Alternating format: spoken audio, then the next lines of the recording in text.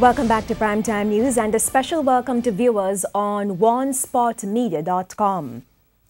Reckless, unethical and corrupt. That's how the opposition People's National Party has described the actions of a former National Security Minister after news broke he gave a gun license to a man who the police say was of questionable character.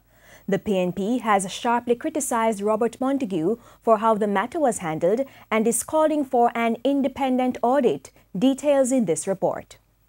It all began when TVJ News made the bombshell announcement in an exclusive story on Thursday. A man we called Person A getting a license to carry a gun, even though the police said he was a member of a criminal gang and involved in lottery scamming. The Board and Review Board of the Firearm Licensing Authority FLA then changed its decision and decided not to give Person A the license.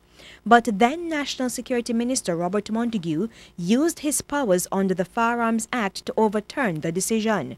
In his defense on Friday, Mr. Montague said the lottery scamming charges against Person A were thrown out and he became a national security asset.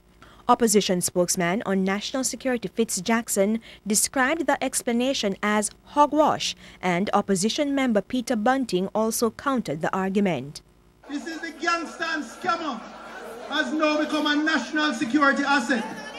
Now tell me something, when the Assistant Commissioner of Police was writing, advising against this man because of his antecedents, would he not have known, as the man in charge of National Intelligence Bureau, if this man was some national security asset?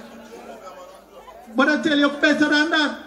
I was minister for 4+ years and I never heard that term national security asset used. There was also this question from opposition leader Dr. Peter Phillips. He says the person is an asset, but we are entitled to ask on whose recommendation.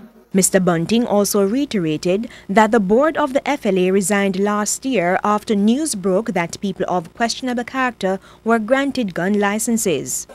And if the board members had to resign over that, then the same way Wheatley resignation followed the Petrojam board members' resignation, Montague resignation must follow the resignation of those.